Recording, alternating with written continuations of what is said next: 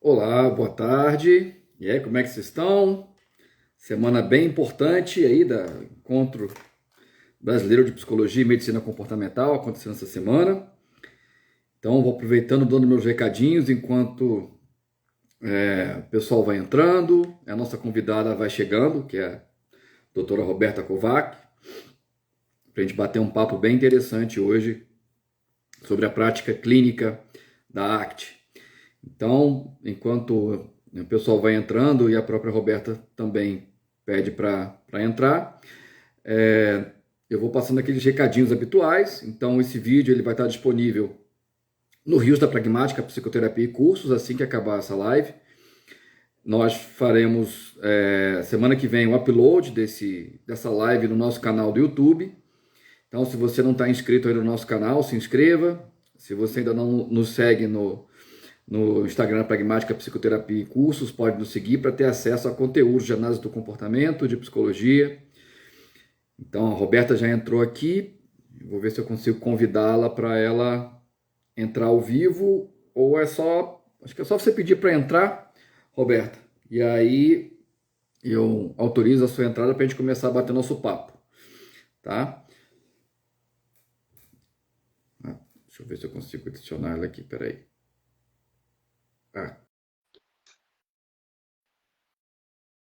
Pronto, enviei o convite, acho que agora ela pediu para entrar. Pronto. Olá, Roberta, boa tarde. Olá, Guto, tudo bom? Tranquilo, e você? Um pouco mais. Tá me ouvindo? Epa, Ótimo. agora eu tô te ouvindo. Agora sim. Então, em Bom, primeiro lugar, queria agradecer o convite, né? Uma semana tão importante para a gente, né, Roberta? Encontro Brasileiro de Psicologia e Medicina Comportamental, a Roberta fez a gentileza de vir bater um papo com a gente sobre um assunto que eu acho muito importante e eu acho que a gente deveria falar um pouco mais dele. Então, eu fiquei muito feliz de você ter aceitado a sua agenda super apertada, de ter aceitado esse convite aí, de trocar uma ideia comigo sobre a prática clínica, que é algo que me fascina. Eu acho que tenho certeza que também mexe bastante contigo. E aí, vou deixar você cumprimentar o pessoal e daqui a pouco eu começo o nosso papo propriamente dito.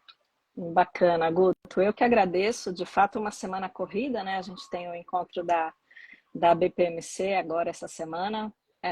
Mas é um prazer estar aqui conversando com você justamente sobre o tema que mais me motiva a falar, estudar, pesquisar e praticar, que é a prática clínica. Então, é um prazer estar aqui falando com você, Guto. Ah, que bacana. Então, para vocês terem uma ideia, a Roberta ela faz uma coisa que é fundamental na nossa área, que é orientar pesquisas de mestrado e doutorado em clínica, né? No mestrado lá do profissionalizante, doutorado profissionalizante do Instituto PAR, né? O Instituto Paradigma, como a gente conhecia antigamente, né? Então, é fundamental a gente ter pesquisas clínicas, tanto de processo quanto pesquisas de resultado. Quem quiser saber mais dessa diferenciação, não sei se a gente vai falar muito disso aqui hoje, mas a gente tem outros vídeos no nosso canal sobre isso, sobre o Instagram da Pragmática Psicoterapia e Curso. Vocês vão ter também essa distinção entre pesquisas de processo e pesquisas de resultado. E aí, o papo que eu queria conversar com a Roberta hoje mesmo é do que acontece dentro do consultório. Então, a gente vê, eu leio os textos de arte, eu quero mais saber como é que o cara faz isso lá dentro, né? O que ele faz com aquele cliente dele, a gente em PCP chama de terapeutizando, mas o que ele faz com aquele cliente para que ele comece a pensar no aqui e agora, não pensar tanto no futuro, não pensar tanto no passado, né? Como é que ele faz para aumentar a flexibilidade psicológica, para ele não se fundir com o próprio sentimento, para que ele abra mão de tentar controlar os eventos privados de uma maneira ineficaz. Então, sim, são objetivos terapêuticos que eu acho fundamentais para tratar a gigantesca maioria dos casos, em se tratando de transtornos de ansiedade. Então, acho que praticamente a totalidade deles passa em algum momento por essas questões que eu mencionei aqui de leve, né? Então, fala um pouquinho para a gente, Roberta. Pode escolher qualquer um desses que eu falei um bocado. Tá bom, Guto. É isso. É um caminho fascinante mesmo, né? Eu acho que a gente começa, eu gostaria de começar fazendo um disclaimer aqui que eu acho que é muito importante. A terapia de aceitação e compromisso, o tema sobre o qual a gente vai falar hoje na prática, ela é, para mim, um modelo de terapia muito eficaz, já que você falou aqui de processo e resultado, tanto na observação dos processos que acontecem na interação terapeuta-pessoa que busca terapia, quanto também na promoção de resultados. E por isso foi um modelo que chamou muita atenção para mim, mas acho que de uma maneira geral, para a área da psicologia comportamental e cognitivo-comportamental. Mas, particularmente, é importante eu lembrar que a minha formação fundamental é de analista do comportamento. Eu sou formada ali no laboratório de experimental da PUC de São Paulo, fiz o doutorado também ali na clínica da USP, mas com os professores também da experimental. Então, essa é a minha formação.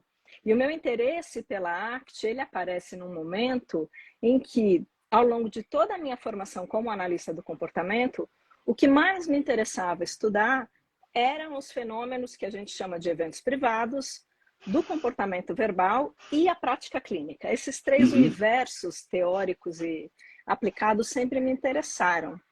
E a ACT, então, aparece para mim a partir desse olhar. Por que eu estou fazendo essa chamada de atenção? Porque o modelo da ACT, e principalmente a prática dele, vem sendo, desde lá do início de 99, quando o primeiro livro foi publicado, vem sendo muito descrito e bastante manualizado. O que significa isso? Que a gente tem descrições disso que você está querendo conversar hoje, né, da prática clínica, muito bem formalizadas, bastante bem descritas, com exercícios para todos os tipos, né? Você falou do momento presente, para aceitação, como é que eu faço para lidar com os meus sentimentos, para desfusão, como é que eu paro de me preocupar tanto que eu estou no futuro, ou com o que vai acontecer no futuro, ou com o que já aconteceu no passado. Então, para cada um desses elementos do sofrimento psicológico, a ACT tem uma série de descrições protocolares, até alguns protocolos descritos, testados, mostrando resultado, um pouco como a gente falou, mas o meu viés de analista do comportamento me mantém crítica a um desenho de como é que você faz a sua prática. Eu faço assim, ó, esse protocolo. Na primeira sessão faço isso, na segunda faço aquilo, na terceira faço aquilo, na 10ª eu entrego o meu cliente para o mundo. Pronto. Né? Então, eu sou um pouco crítica desse formato. Claro. Acho que a própria área, né, a própria área da ACT tem apresentado críticas a esse formato e tem proposto, então, uma investigação dos processos de mudança e dos processos na interação terapêutica que favorecem a mudança como um caminho mais efetivo e mais consistente com as bases filosóficas e teóricas da ACT lá na sua origem, do que esse desenho de uma prática mais protocolar. Então, fiz toda essa introdução para falar que o que eu vou contar para você, então, é fundamentalmente como eu faço a minha prática da ACT, a depender, é claro, de cada cliente que eu encontro na minha prática. Claro.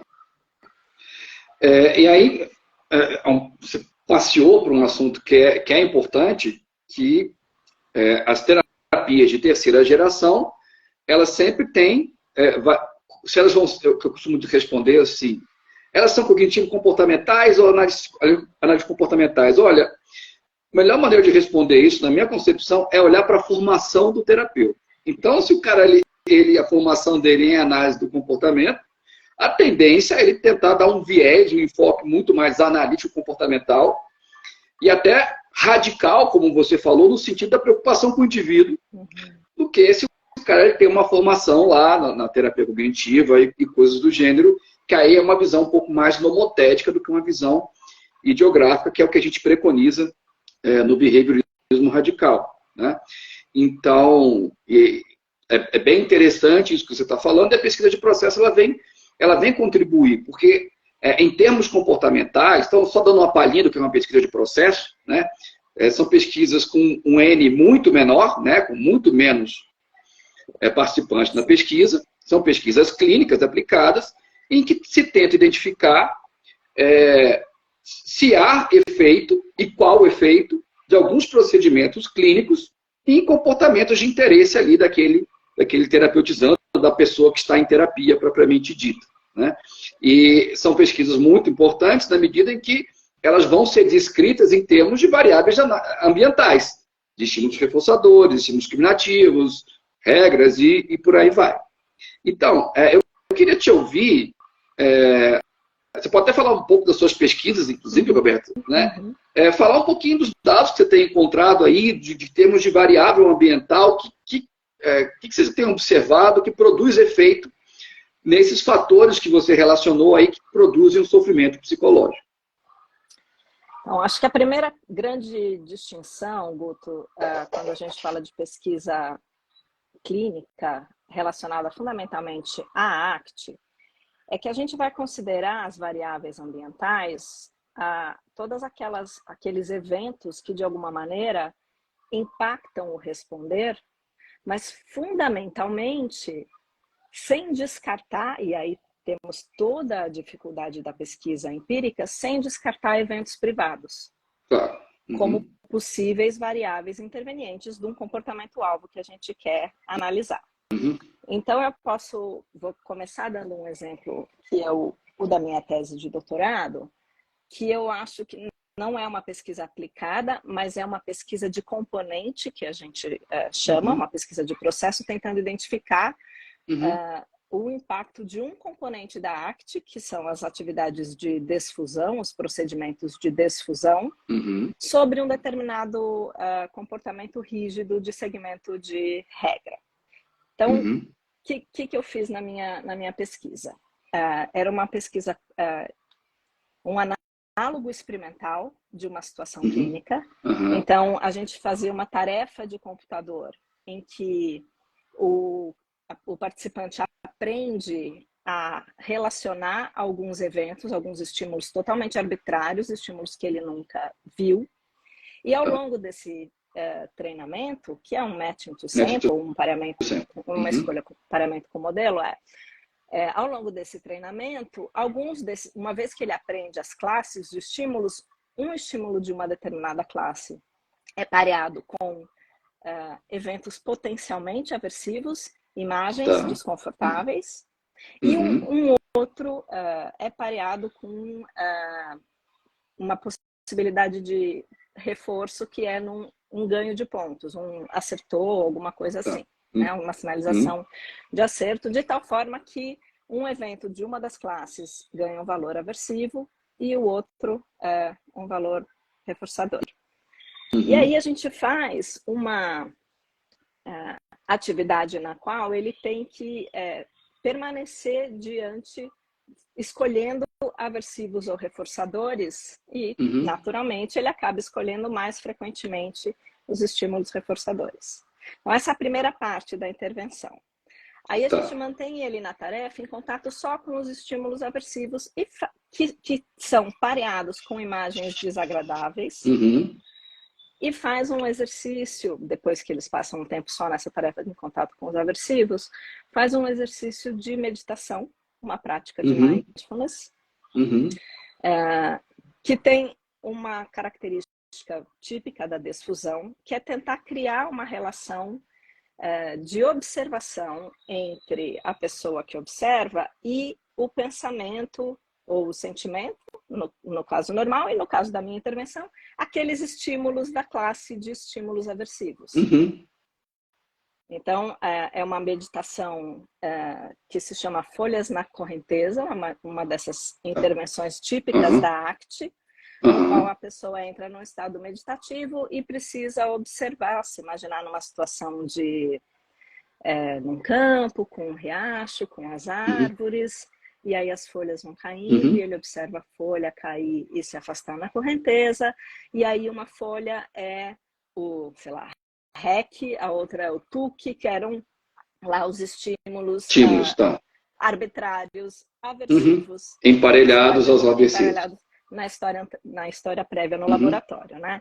E aí, depois da intervenção, a gente faz uma reapresentação dos estímulos e, de novo, ver o que ele escolhe, se ele escolhe novamente mais os reforçadores ou se ele também, dessa vez, um pouco mais distanciado, pode escolher os estímulos aversivos. é uma tentativa de análogo, né, para a gente ter um pouco mais de controle experimental, sim, com todas as limitações. Quem está ouvindo deve estar falando, nossa, mas o que Ruby, TeX, TUF e uma imagem aleatória tem a ver com o meu trauma, ou com a minha experiência ruim, ou com esse pensamento horroroso que não sai da minha cabeça? Realmente tem tudo a ver. Temos uma grande distância na experiência, mas temos uma similaridade muito, como a gente sabe, funcional na prática, na análise, né? Então, só para deixar claro aqui... Desculpa, só te interromper, só para dar uma ideia do que você está falando. Você não sabe porque você odeia o nome Júlia, por exemplo. Né? Você sente calafrios quando você escuta o nome Júlia. Algumas pessoas... Eu falei de Júlia, mas pode ser qualquer outro estímulo. Né? Esse modelo ele nos ajuda a entender, né? por que a gente tem certas reações emocionais a certos símbolos. Né? Palavras, objetos, um perfume, coisas do gênero. E aí a aplicação de um procedimento que é utilizado na ACT, que é a meditação, a mindfulness, né? É para justamente tentar intervir sobre isso. Desculpa te interromper, mas eu só dar esse exemplo prático para o pessoal ocupar. É isso mesmo. Então, a tentativa é a gente mimetizar no laboratório, né, numa condição experimental um pouco mais controlada, aquilo que a gente faz na prática clínica, guardadas todas as devidas complexidades, né, da prática clínica e a tentativa de simplificar no laboratório, mas essa é a ideia. Então, o que eu tive como resultado? O resultado é um pouco frustrante e acho que a primeira conclusão e discussão que eu faço do resultado é justamente como pegar uma meditação by the book e aplicar num contexto pode funcionar, pode não. E foi mais ou menos esse o resultado que eu tive. Para algumas pessoas funcionaram, para outras não numa diferença significativa que eu pudesse dizer foi a meditação que fez a diferença. Então, a primeira questão frustrante para a pesquisa, mas muito importante para a pesquisa, observe um material tirado do livro e aplicado num contexto, pode não ter efeito nenhum. Você precisa fazer alguma coisa antes. Então, a gente segue investigando o que é isso que a gente precisa fazer para promover a mudança de uma certa forma mais consistente para um maior número de pessoas. Porque uma boa pesquisa de processo vai nos levar a isso, né? Ainda que cada um tenha a sua história, cada um tenha a sua dor, o seu sofrimento. Uma intervenção que considera as variáveis relevantes deve funcionar para cada um, dentro da sua dor e do seu sofrimento. Né? Então, a gente segue aqui investigando, então, quais são os componentes importantes para a intervenção e como eles se combinam de tal forma que a gente aumenta o resultado. Então, esse foi o estudo 1. No estudo 2, eu incluí na meditação uma experiência de valores. No estudo 3, eu incluí, que junto com a descrição da prática meditativa, colocar uma situação da própria experiência da pessoa com alguma coisa que seja importante para ela, na meditação, para ela ficar observando o TUC, o VUC, aqueles estímulos da classe de aversivos, por um tempo. Então, para que eu vou ficar... Para que eu vou permanecer, quando eu volto para a tarefa experimental, em contato com esses aversivos, que eu sei que eles são aversivos? Então, a gente incluiu um componente de valores para a pessoa ter um para quê. Então, a ideia era assim, pensando já na intervenção, para dar o exemplo do que a gente faz na prática, né? Ótimo. Agora, ficar diante disso é ruim na sua vida. E é claro que a gente foge, a gente se afasta de coisas ruins. Mas, veja, será que não tem alguma coisa que justifique que vale a pena você permanecer diante disso? Então, por exemplo, se eu estou querendo abrir mão, me livrar de uma dependência de álcool, por exemplo. E por que eu bebo? Muito frequentemente eu bebo quando eu não estou me sentindo bem, quando eu estou angustiado, quando as coisas não estão andando, para me livrar disso. É isso que a bebida faz. Então, a proposta na prática aqui será que ficar com essas coisas que neste momento te parecem tão insuportáveis, essa angústia, esse desconforto, esses pensamentos, e não beber, ou seja, não se engajar nas respostas de esquiva que tradicionalmente você se engaja, valerá a pena para quê? O que é importante? O que você está perdendo? Então, identificar valores na conversa com a pessoa e aí incluir isso na meditação. foi isso que a gente fez. Então, na meditação tinha um pedaço que era fazer uma entrevista prévia depois, né? E aí retomava uma situação difícil com a pessoa e uma coisa que ela desejava e falava uma relação assim, será que ficar com tu que agora valeria a pena caso tu que fosse você ficar com angústia que te incomoda em determinadas situações? Você poderia ficar um pouco mais com ele em nome da vida que você está querendo ter, blá, blá, blá? A tal da Júlia que eu falei. Isso. Então, esse foi uma inclusão no estudo 3, né, de um componente de valor junto com o componente de desfusão para observar se o efeito modificava. E o que a gente observou com o quarto no estudo 3 é que sim, esse componente aumentava. E, de certa forma, uma coisa interessante que eu acho que a gente faz na pesquisa e importante, né, é conseguir descrever algumas coisas que a gente já faz na prática clínica de uma maneira um pouco mais intuitiva. Exato, a gente faz intuitivamente na prática, porque é óbvio que ninguém vai ficar diante de alguma situação que é desagradável para ela se isso não valer a pena. Dieta, uma abertura de vício, né? Então, incluir o componente de valores é quase que óbvio que isso precisa ser feito, né? Mas uma pesquisa de componente está tentando ver o impacto de cada componente da intervenção sobre o resultado. Então, a gente tenta separar cada um deles. Outra dificuldade muito grande das pesquisas de processo, né? Separar componentes ou separar todas as coisas que a gente faz na prática do dia a dia é muito difícil, né? Sem dúvida. E é difícil e é quase, como eu vi na minha pesquisa, né? É quase, não faz sentido, porque no final não vai ter o resultado. Só um pedacinho da intervenção vai funcionar sobre o quê? Né? Então, um pouco foi essa a ideia da minha pesquisa, só para a gente começar aqui a conversa. E eu acho que eu já falei alguns pedaços da prática da ACT, então, né? A gente vai juntar pelo menos esses dois trabalhos como significativos, uma maior variabilidade na maneira como a pessoa trata os seus próprias regras, os seus próprios pensamentos, e fazer isso em nome de alguma coisa que vale a pena, em nome de uma vida que faça mais sentido. Entendi. Deixa eu só... uma coisa que me chamou a atenção na sua tese de doutorado, então, a primeira coisa que me chamou a atenção ou seja, receita de bolo, nem no ambiente controlado ela vai funcionar bem, né, para todo mundo. E quando vocês colocaram um elemento específico, levando em consideração o indivíduo, os resultados em relação à variável dependente que vocês estavam medindo foi muito mais evidente. Eu entendi certo? É mais ou menos por aí? Exatamente isso. Exatamente isso. Tá. E aí, você mencionou valores. Eu acho que esse é um tema central da arte. Ele é muito importante. Para quê? Né? Assim, e uma dúvida que eu tenho em relação a isso, qual que é o trabalho com valores, propriamente dito? É tentar ajudar a pessoa, porque às vezes, eu presumo que às vezes ela não consegue enxergar claramente o valor dela, né? Então, ela acha que algo para que é importante, quando na realidade, né? Então, só dando um exemplo clássico, né? Sei lá, uma pessoa muito bem sucedida profissionalmente, extremamente perfeccionista, autoexigente, se cobra, conseguiu quase tudo que se esperava dela na vida, mas é uma pessoa que não tem tempo para nada, está sempre ansiosa, preocupada com o passado, com o presente, não sei o quê. E ela descreve ser importante para ela não decepcionar os outros.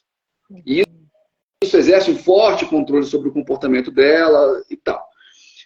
Eu presumo que ela não está identificando os valores. Como é que a gente faria nesse caso, Roberto? É sempre uma parte bastante desafiadora o trabalho com esta parte, né, dos valores, que é o que motiva alguém a seguir na vida como está vivendo ou mudá-la, né?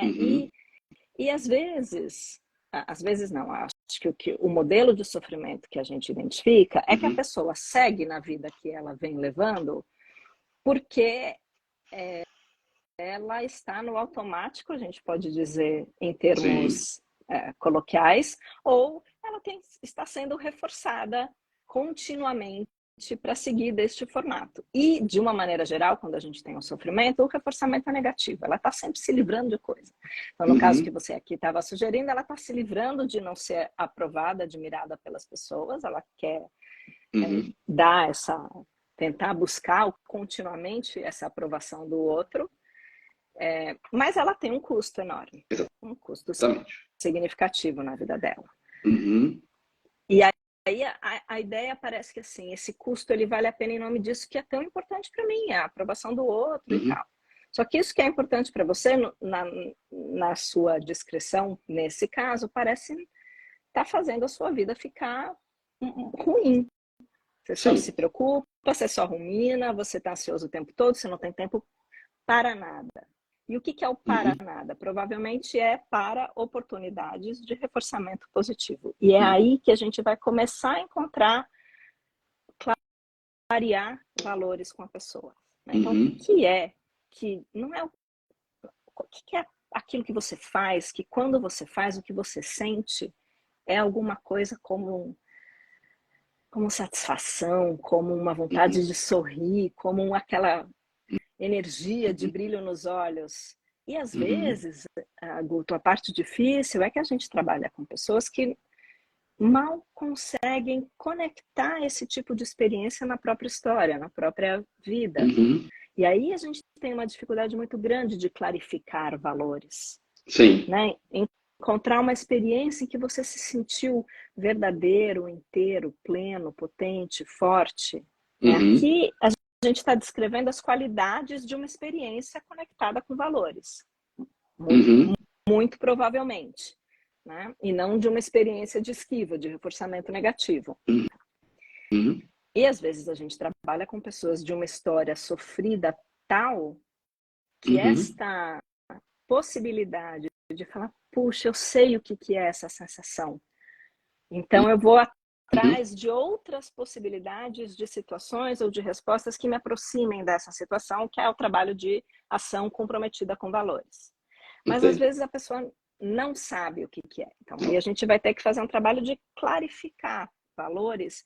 E um pouco disso, Guto, passa por criar na própria relação terapêutica esse tipo de experiência. Uma experiência de potência, de liberdade, de conexão com o outro, que começa a ser a primeira oportunidade de se encontrar e de se sentir bem, por exemplo, numa interação com o outro, e de, puxa, então quando eu sou assim, eu me gosto. Né? Então, como é que a gente cria no contexto terapêutico a oportunidade da pessoa se sentir desta forma? Tá. E aí, pegando essa sua fala, eu vou te contar como é que eu faço isso em PCP. E aí você pode, a gente vai debater bem nesse concreto mesmo. Né? Boa.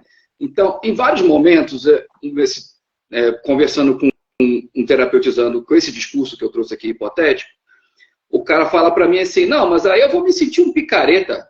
Eu vou perguntar para ele, e qual o problema de ser um picareta? Né? Por exemplo. Né? Eu chamo isso de uma pergunta reflexiva, surpreendente, porque é uma pergunta que ninguém faz, porque há muitos problemas em ser um picareta. Né? Mas a ideia é daquela pessoa específica se confrontar com isso.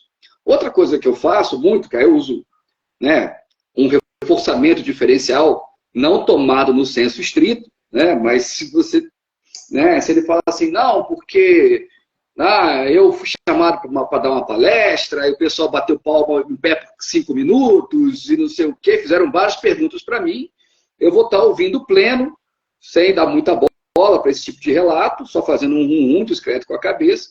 Mas, por exemplo, se ele fala assim, olha, um exemplo bem hipotético, olha, eu estava com preguiça, pedi um atestado médico para um amigo meu que era médico para poder passar um final de semana no hotel fazenda. E aí eu vou dar muito mais atenção para esse tipo de relato do que para, por exemplo, aquele relato que mantém aquele reconhecimento e coisa do gênero. Né? Vendo se eu entendi um pouco essa questão de trabalhar a própria relação terapêutica, mostrando que na nossa relação, pelo menos, é viável ele fazer esse tipo de concessão a si mesmo, né? E no primeiro caso que eu perguntei qual que é o problema de ser picareta, algo muito mais no racional, no cognitivo, enquanto que o reforçamento diferencial ali vai um pouco mais do emocional. Tá.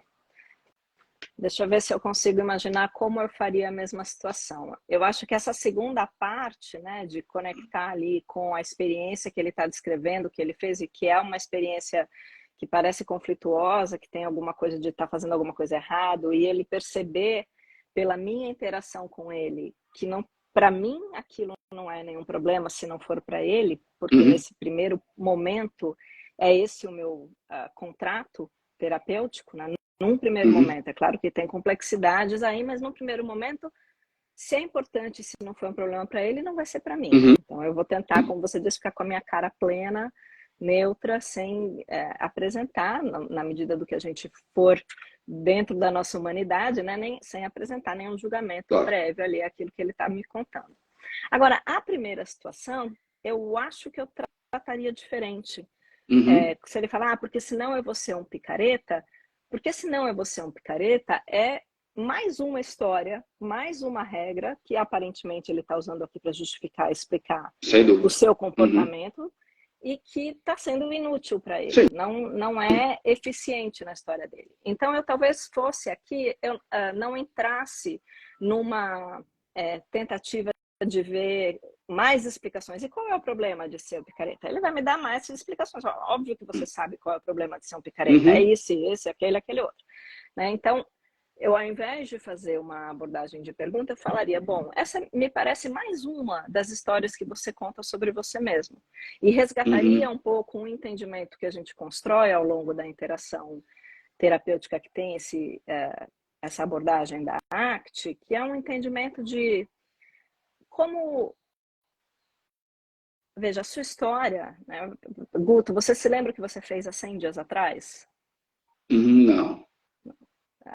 Há 70 dias atrás? Passo nem perto. Não. No entanto, a gente tem um monte de história sobre quem nós somos e o que aconteceu na nossa vida e como isso nos marcou e nos fez quem somos hoje, porque eu tive pais exigentes, porque tem um monte de histórias que acabam interferindo na nossa vida. Então, a compreensão desse processo de se observar, se descrever, se justificar, sem atentar necessariamente para variáveis importantes e, ao contrário, muito consistentemente, se apoiando em narrativas que trazem julgamentos, comparações, explicações, razões, que não necessariamente, elas podem ser inclusive muito precisas em termos de memória de algumas situações, e mesmo assim elas não dão conta de explicar quem é o sujeito que está ali na sua frente. Então, essa racional é trabalhada ao longo da interação terapêutica, de tal forma que quando o cliente me fala, se não é você um picareta, o que eu falo para ele essa é mais uma das razões, é mais uma das justificativas que você está se prendendo agora. Você consegue olhar para ela e ver o eu picareta ali e você aqui falando dele? Como é que você fica se você se olha ali, picareta, e você aqui olhando? O que você sente? Então, a gente vai mesclando um pouco uma ampliação da consciência de como essas regras aparecem o tempo todo e nos impactam, essas auto-regras, a gente pode dizer, às vezes são regras de outros também, né? Tanto faz. Ensinadas diretamente ou derivadas pela própria pessoa, tanto faz. A questão é, note como elas te frequentam com tanta pervasividade e como elas impactam a sua escolha no próximo momento. Beleza, é assim que funcionamos. Mas essa está sendo útil neste momento? Ela te aproxima ou te afasta daquilo que você quer ser ou daquele lugar para onde você quer ir? Entendi. Essa seria mais ou menos. Eu gosto de brincar, eu uso até a metáfora da sanfona, né? A sanfona aberta, a sanfona fechada. Então, quando ele fala assim, eu não vou fazer isso porque eu sou um picareta, eu vou dizer que é uma sanfona específica, uma sanfona fechada, ou seja, está específico. enquanto que uma sanfona mais aberta, mais ampla seria eu me justifico. Ou eu vou tentar fazer qualquer coisa que me afaste da visão de ser negligente, irresponsável, coisas do gênero. Então, acho que eu entendi mais ou menos isso. Você vai fazer intervenções para que ele perceba que ele é mais um exemplo, mais uma evidência desse padrão geral dele. Exatamente. Né? De alguma maneira, ele identificando as diferentes manifestações dessa classe de respostas que atrapalha ele. As diferentes topografias, a gente diria, dessa classe de respostas que está atravancando a vida dele. E mais, Perfeito. não é só dessa classe de respostas, mas é da maneira como ele responde a essas regras. Porque só pensar eu sou um picareta e vai lá e faz o que importa, eu sou um incompetente e eu tô com medo e vai lá e faz o que importa, não tem problema. É exatamente nesse lugar que a gente quer chegar. Isso é que é a flexibilidade. Mas até chegar lá, a pessoa precisa enxergar a frequência com que essas topografias distintas de classe de respostas aos problemas aparecem na atividade dele, né? No dia a dia dele. Eu acho muito útil esse movimento de sanfona, porque muitas vezes o cara ele traz uma descrição muito abrangente dele mesmo e que ele tem muita dificuldade de enxergar evidências, as topografias que você está se referindo. Não? Isso é muito, muito importante quando o cara fala assim, não, porque a vida inteira eu priorizei os outros, agora eu vou cuidar mais de mim. Aí eu falo, bem, vamos fazer o seguinte, então eu vou te dar uma fórmula mágica, né, uma poção do Severo Snape, do Harry Potter, e você vai sair daqui hoje se cuidando mais. O que você vai fazer diferente do resto do seu dia? Perfeito. Essa é uma metáfora que eu uso bastante. Não é bem a poção do Harry Potter, eu falo, então imagina que eu sou uma fada. Né? Isso. E tenho aqui uma varinha de condão e vou conseguir te livrar disso que está te incomodando. E aí? O que vai ser? Exatamente. Né? Essa é uma... Tá descrito em livro de ACT, viu? Se você... não com Harry Potter, mas essas variáveis, assim, que é essa ideia de, tá bom, vamos lá, vamos supor que fosse possível que você magicamente ficasse de outro jeito. O que tem na sua vida? O que te importa? Quais são seus valores? Ou o que não tem, né? A pessoa talvez identifique tudo que ela quer e que não tem. E é interessante, aí eu vou resgatar um pouco sua tese de doutorado, porque eu brinquei com a do Harry Potter porque eu adoro o Harry Potter, mas isso vai depender muito do meu terapeutizando. Então, se eu estou atendendo um cara de TI, eu falo, eu acessei seu algoritmo, mudei seu código e agora está de tal coisa. Né? Se o cara gosta de Star Wars, eu falo, usei a força para mudar quem... E aí vai indo, que as metáforas, para mim, é fundamental, que eu costumo falar, a metáfora para ter um punch emocional, para de fato mexer com a parte afetiva, ela tem que estar relacionada à história daquele indivíduo. Exatamente, é isso que eu vi, que eu confirmei, obviamente, na minha dissertação, e se eu não tivesse confirmado, teria sido uma catástrofe na nossa compreensão idiosincrática, né, ideográfica, mas é fundamental. Acho que as metáforas elas são muito potentes. A gente fala metaforicamente o tempo todo, né? Principalmente quando a gente está falando de emoções, a gente não tem outra maneira de se relacionar com essa parte da nossa subjetividade que não metaforicamente, né? A minha atenção, a minha alegria, joy, enfim, cada uma das palavras que designam emoções, elas já estão relacionadas metaforicamente com eventos, senão a gente não saberia identificar o que é que a gente está sentindo. E aprendi isso, obviamente, na relação com a comunidade verbal, com os outros, né? Mas a metáfora só faz sentido se ela faz sentido para a pessoa, não é qualquer metáfora, né? E se eu uso, como você acabou de exemplificar tão bem, o próprio repertório da pessoa para aproximá-la do que a gente chama na linguagem metafórica, né? Eu tenho aqui um alvo que é aquilo que ela não sabe. Mas aquilo que eu uso para atingir esse alvo, o meu meio, precisa ser alguma coisa muito familiar a ela. Porque senão eu não atinjo o alvo. Se eu falo para ela, se eu falo para você, Guto, quero te ensinar a relação sobre a Lúcia e a Maria, você não conhece nem Lúcia nem a Maria, mas eu digo para elas, Lúcia e a Maria são como duas ervelhas num pote. Demora um pouco para você entender o que eu estou falando, né? Até vocês... Agora, se eu falo, são farinha do mesmo saco, mais rapidamente já vem, né? O que eu estou falando?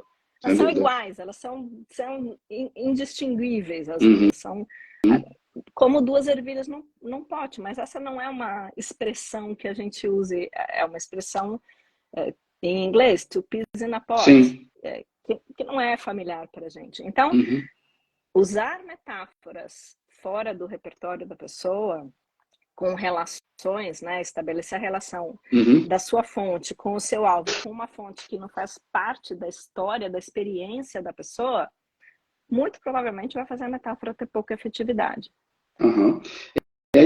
Comigo colaria se você falasse que nem o Fred e o George, que são os gêmeos do Harry Potter. Mas voltando... Mas é importante o que você está falando, porque isso vai ser muito mais exigente para o terapeuta. Né? Porque uma angústia, né? Você deve ter experienciado isso várias vezes na docência e na supervisão, é que eles querem aquela resposta pronta, né? Quer seguir. Você já deve ter ouvido falar, eu queria levar um ponto lá para o consultório para você falar para mim o que eu deveria dizer, perguntar, coisa do gênero.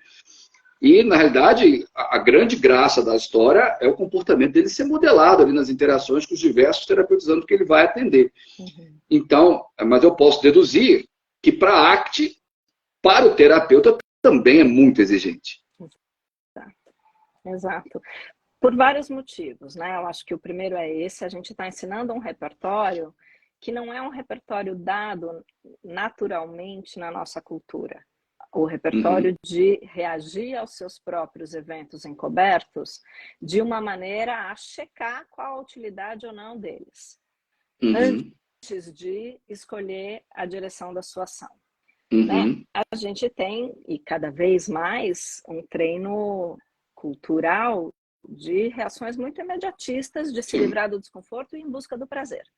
Né? Isso é uma máxima da sobrevivência da espécie que se comporta, se livrar do desconforto e ir em busca, né, de alguma princípio do prazer, da satisfação, né? De reforçadores básicos, a gente pode falar, né? De comida, de água, de... Mas hoje a gente vive numa condição humana em que esses eventos que a gente quer se livrar têm a ver com o que eu estou sentindo, com o que eu estou pensando, para além das situações que produzem isso que eu estou sentindo, que eu estou pensando. E muitas das situações a gente não tem como se livrar, situações aversivas, eu estou dizendo. De fato. Né?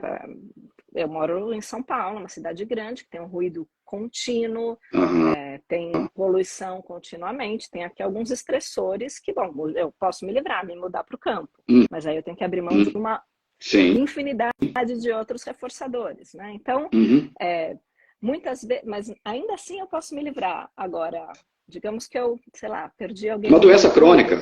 Uma condição cardíaca. Uma doença crônica, exato. É uma doença crônica, ou mesmo luto, né? Ou alguma experiência que eu não tenho como me livrar. Ela aconteceu, ela é parte agora da minha experiência e ela me faz sentir mal e ter pensamentos ruins. Então eu fico tentando evitar isso o tempo todo. Como é que eu vivo? Né? Que tipo de vida é essa? Eu vou ter que ficar me drogando, tomando remédio, sem sair da cama, e ainda assim... E eu acho que é isso que a gente ajuda a pessoa a enxergar, ainda assim ela não se livra disso, porque isso é parte da própria experiência. Sim. Então, como é que você reage a isso de um modo que não é imediatamente tenta se livrar? Permanece um pouco com isso, observa isso, nota o que isso está te dizendo sobre você e sobre a sua vida.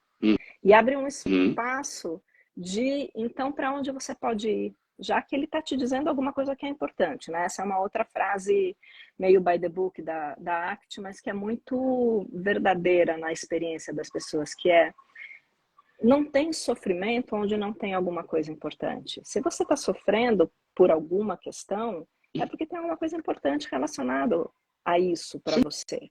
Né? Ninguém Cada um sofre. Sabe onde o calo... Cada um sabe onde o calo aperta. Então, ajudar a pessoa a enxergar isso, né? Não só imediatamente, automaticamente tentar se livrar da dor, mas observar o que tem de importante nessa experiência de dor. E como é que ela pode, então, reagir a essa experiência de dor de uma forma que seja aproximá-la mais daquilo que é útil, valoroso, significativo para ela, mesmo que isso signifique permanecer com essa dor. certa forma. Assim, é importante o que você está falando, nesse caso, que tem vários desdobramentos. Então, o primeiro deles é até meio existencial, de que essa dor passa a definir a pessoa. Então, como se fosse a identidade dela. Então, como se fosse a identidade dessa pessoa viver em São Paulo, estressada. Eu sou estressado porque eu vivo em São Paulo. E a vida dessa pessoa parece uma tentativa de controlar o não controlável. Eu vou até querer te ouvir um pouco sobre isso, né? Sobre como é que trabalha essa questão de levar o terapeutizando a discriminar, né, o que é controlável, o que não é controlável, e como lidar emocionalmente com aquilo que não se tem controle. Perfeito. Né? E outro aspecto que é fundamental é que, tudo bem, certas condições aversivas elas não têm como passar, elas são, né, são permanentes, como você exemplificou. Mas o que você sente em relação a elas, passa. Né? Exato. A ideia é de que emoções ou se passam. transforma, né? Ou se transforma. Emoções passam, vêm e vão. E aquela história que você conta, que é tão triste, tão dolorosa, ela pode se transformar na sua experiência. Porque o que é a história na sua experiência? É quando ela aparece, dói. Quando dói, eu evito. Quando eu evito, eu perco outras coisas da minha vida. Então, o que a gente quer é, quando ela aparece, dói. Quando dói, eu não evito. E tento me aproximar de outras coisas da minha vida. E aí, como é que fica a minha vida? Né? Então, um pouco indo para o concreto, como você falou, né? Pegando lá o paulistano que sofre, só reclama, só reclama. Bom, se você só reclama e não tem nada aqui que seja importante, como é que você pode organizar a sua vida para se mudar? Solução de problema. Né? Agora, em geral, o que a gente vê é ambiguidade, é contradição ou concorrência, né? Contingências concorrentes de reforço. Então, um monte de coisa aversiva, mas tem um monte de coisa reforçadora. Então, como é que a gente amplia a possibilidade da pessoa de notar mais, de estar mais sensível aos aspectos reforçadores, e aí tentar botar na balança, né? E ver se então faz sentido então você seguir em São Paulo? Então será que agora você pode, quando está estressado, quando está ansioso, quando está no trânsito, se aproximar daquelas coisas pelas quais você está dizendo que vale a pena estar em São Paulo? Que seja se lembrar mesmo, fazer um recall, por que vale a pena mesmo ficar nesse trânsito? Porque de fato, se em algum momento não valer a pena, como é que a gente sai disso, então? E aí, o que você está me falando me remete muito, né? Uma coisa que eu observo muito, que é o discurso queixoso. Então, é uma pessoa que ela vai fazer um discurso seletivo para você, que a nossa própria cultura, principalmente, tende a reforçar relatos verbais queixosos de uma maneira mais imediata. Lógico que a gente perde a paciência com os queixosos, e aí eles vão pulando de ouvinte em ouvinte até chegar no terapeuta, que não tem muito como sair dali, né? E, de fato, eu gosto muito da metáfora da caixa. Quando você precisa fazer uma mudança e você tem a péssima ideia de você encaixotar as suas coisas, você, não sei como é que é em São Paulo, mas em Brasília tem muita caixa na rua. E aí você passa com o seu carro, pega a caixa, põe no seu carro, porque você vai precisar delas para empacotar as suas coisas. Né? E aí, você nota que quando você está nesse período, você passa a enxergar caixas que eram invisíveis.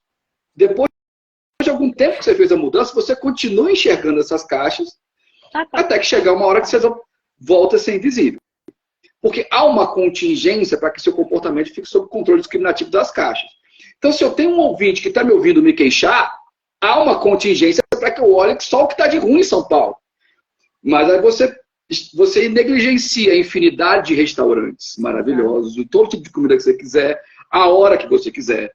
Você perde a infinidade de bares maravilhosos, você perde não sei quantos shows, teatros e tudo isso. Né? Então, uma coisa que eu trabalho muito em PCP também é usar o reforçamento diferencial. Então, sempre perguntar muito sobre essas outras coisas e dar um pouco menos de atenção para aquele relato queixoso, repetitivo e tal, para ajudar a pessoa a enxergar que a descrição dela, do ambiente dela, ela é inacurável. Limitada, exato. Perfeito. Ela é limitada. Perfeito, doutor. E aí a gente vai fazer isso especificamente na ACT com algumas práticas mesmo. De autoobservação, de Então, Uhum. ó, vamos olhar agora, nesse momento, o que tem de bom nessa situação? Uhum. Sei que você está aí, está Uhum. reclamando, está triste, não dormiu bem e tal, mas estamos aqui, nós dois. Olha para minha sala, olha para mim. Tem alguma coisa positiva que você identifique aqui agora? Porque Uhum. é criar a oportunidade de parar, instruir o comportamento, observar que se ele acontece e reforçar. Ah, estou vendo esse seu vaso de flores, ele é lindo. Ou na minha sala, particularmente, essa árvore que tem atrás da sua janela, que as Uhum. pessoas sempre notam. Então, tem isso aqui agora. Será que você consegue, ao longo do seu dia, observar mais algumas coisas deste Uhum. modo? Né? Então, é um Entendi. reforçamento diferencial que é, de alguma maneira, só possível porque é evocado ali na hora, acontece ali, Tá. a resposta Uhum. desejada acontece, e ela é aqui adorei a sua ideia da sanfona fechada e pequena. Ela é obviamente pautada num exemplo de sanfona fechada, ela é Uhum. molecular, observa aqui Sim. agora, mas o objetivo é que ela vire uma classe de respostas de Uhum. notar outros aspectos da experiência quando o aspecto aversivo está predominante, né? Está mais Uhum.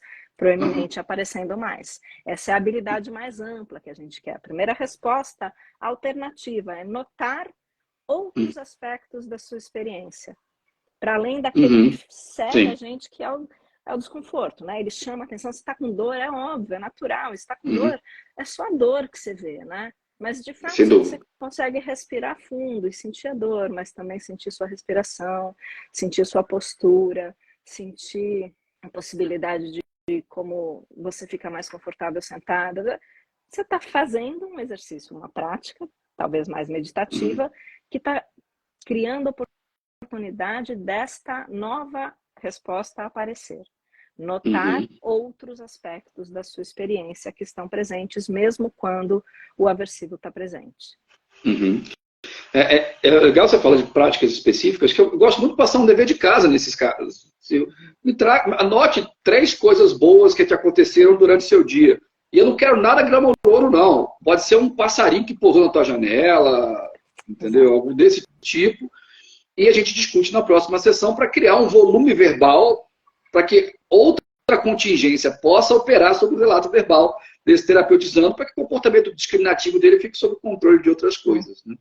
Uhum. E eu acho que é uma estratégia que eu uso o dever de casa nesse caso, mas foi interessante essa noção de trazer para a Sessão. própria sessão. Né? De vez em É. quando, o que você acha da minha camisa? Né? Eu faço umas brincadeiras quando eu sei que a minha camisa é bonita. Eu tenho bons indícios de que ela é bonita. O Isaac Costa, ele fez um comentário aqui, que talvez você queira falar sobre ele. Ele fala assim: o mais desafiador na minha prática é em contexto de desesperança criativa.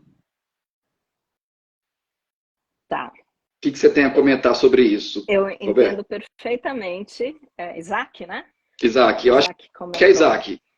Entendo perfeitamente, Isaac. Eu acho que é a primeira parte incômoda da ACT, que é um pouco de dar o chá de realidade para o cliente e contar Uhum, para ele, que você, uhum, terapeuta, é um ser humano como ele, sujeito às uhum, mesmas regras e com mesmo limitação cultural e social de repertório, claro, com todas as diferenças pessoais, mas um ser humano.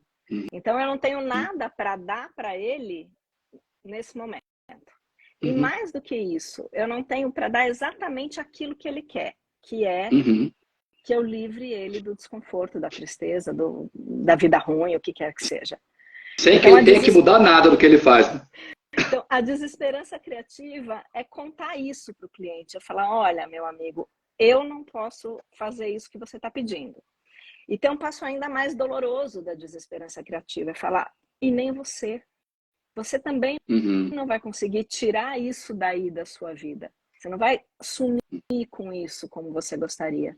Então, eu estou aqui e posso te ajudar a pensar o que mais você pode fazer com isso. Mas tirar e desaparecer com isso não é possível. Então, é por isso que chama desesperança, né? Porque você sim. vai, de fato, tentar, muito Matar uma cruelmente, esperança. matar uma esperança do cliente, mas ao mesmo tempo ela é criativa porque ela fala, bom, se não é esse o caminho, mas há algum caminho, só não é esse. Esse que você vem perseguindo ao longo da sua vida e que te traz aqui. para terapia, talvez seja a sua primeira, talvez seja a sua 10ª terapia, ou seja, ou você já está há muito tempo nessa busca, ou você começou agora e eu já vou te contar logo de cara. Se é isso que você quer, eu não posso te dar. Uhum. Isso me lembra muito uma metáfora que eu fiz com uma terapeuta minha. Vou mudar alguns dados aqui para não correr o risco de ter, né? Mas ela é dentista e ela trabalha de jaleco. E aí ela sofreu uma rejeição amorosa quando mais jovem.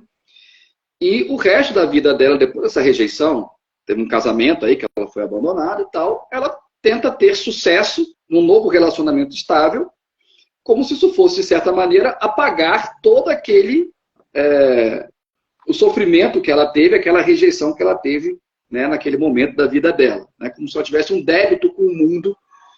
E aí eu usei a metáfora de que aquela rejeição manchou o jaleco dela. E manchou de um jeito que não vai sair a mancha. Ela pode ter 1000 casamentos bem-sucedidos, ter, né, o maior sucesso que ela acha sucesso nas relações amorosas, que a mancha vai estar ali. E que ela tem que aprender a ficar bonita mesmo com um jaleco manchado.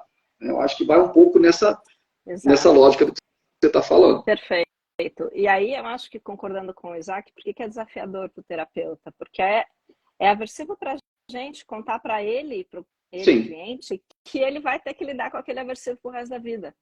E que aquela dor que ele está sentindo, ela vai ficar lá de alguma forma. Mais forte, mais fraca, mais visível, menos visível, mas a gente não tem esse poder de apagar. Não. É aversivo para o terapeuta. Então, a desesperança criativa, ou isso que você fez com a sua cliente, né, essa elucidação de que aquilo que ele está buscando não é possível, mas que alguma coisa é possível. Talvez um modo diferente de lidar com a sua própria experiência.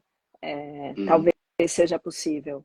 Então, é desafiador para o terapeuta fazer isso. E eu acho, compartilhando com o Isaac um pouco não sei se qualquer idade do Isaac, né? Mas acho que o Guto vai concordar comigo. Eu acho que com a experiência a gente vai ficando mais seguro de fazer esse tipo de intervenção, porque de fato a gente sabe que só vai avançar quando ela estiver disposta a agir diferente e parar de esquivar daquilo que ela vem esquivando. Só vai mudar quando ela se abrir para a experiência de uma maneira mais com aversivos e reforçadores, mas poder encontrar reforçadores porque ela parou de só esquivar dos aversivos. Né? Então, só vai mudar nesse momento.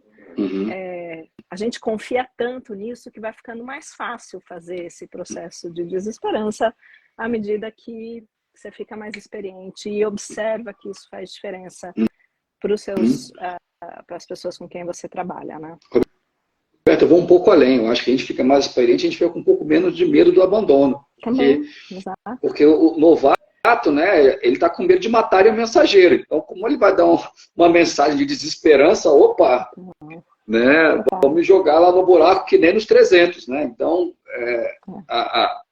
acho que para o pessoal que está começando, e fica bem difícil você conseguir implementar, seja qualquer modalidade de terapia, se você fica meio no fio da navalha. Né? E realmente a nossa experiência fica um pouco menos difícil. Acho que é isso mesmo. Essa é uma das razões pelas quais eu sempre falei para os meus supervisionandos, uma coisa que eu fiz na minha prática, imagino que você tenha feito também, Guto, que é nunca postar todas as fichas no consultório. Você precisa ter um espaço tanto de formação quanto de outro rendimento. Vai dar aula, vai fazer pesquisa, para você poder ter essa possibilidade de suas escolhas no consultório serem as melhores escolhas pelas variáveis mais conectadas com a prática clínica e não pelas suas variáveis pessoais de medo, de falta de grana, etc, etc. Né? Mas é difícil, a gente sabe que é difícil e precisa de tempo e experiência para conquistar isso. Tá, de fato. Ou seja, uma coisa que eu sempre falo para os meus estagiários você tem que parar para pensar se o que você está fazendo está sob o controle de mudanças úteis no comportamento do seu terapeutizando. Se não for, não é para você fazer. Então, acho que vai mais ou menos nessa lógica. E, de fato, quando o cara está, né, num esquema de economia fechado, ou seja, toda a renda dele vem do consultório, ele vai ter muito menos liberdade de conseguir fazer isso. Então, ele vai ter que se preocupar, será que esse cara vai me abandonar? E se ele sair, como é que eu vou pagar minha conta de luz? Isso realmente deixa o exercício da profissão muito mais difícil, desafiador. Roberto, a gente está chegando em 1 hora de live, tá? Nós temos uma... Acho que eu vou fechar com essa pergunta aqui, bem complexa, pergunta para você. E aí depois a gente encerra, pode ser? Eu achei que o Instagram já ia expulsar a gente, mas por enquanto ele não expulsou. Então, estamos indo. E antes disso, gente, lembra de seguir a Roberta no Instagram. Segue a gente no nosso Instagram. Se inscreva no canal da Pragmática do YouTube, tá? Então, a pergunta é Deco Matias, que é Matias.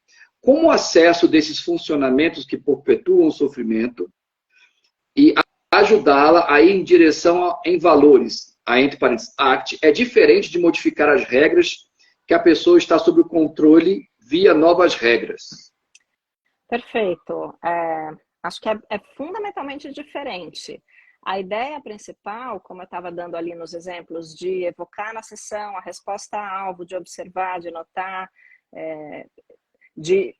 por exemplo, numa prática de mindfulness, ficar ali observando e notando outros aspectos da própria experiência, isso significa, no meu entendimento sobre a ACT, que o que a gente está fazendo é modelando um repertório novo de interesse ali no contexto da sessão. Mas envolve, é claro, nesse repertório novo, novas regras mais úteis para a própria vida da pessoa. Mas não só, né? Eu quero um repertório amplo de responder ao próprio comportamento de uma maneira que seja efetiva. Muito provavelmente isso incluirá novas regras mais efetivas, mas não só. Então tem outras respostas que a sessão evoca, e aí não é só substituir, porque aí a gente poderia falar, a gente está falando de um trabalho cognitivista de...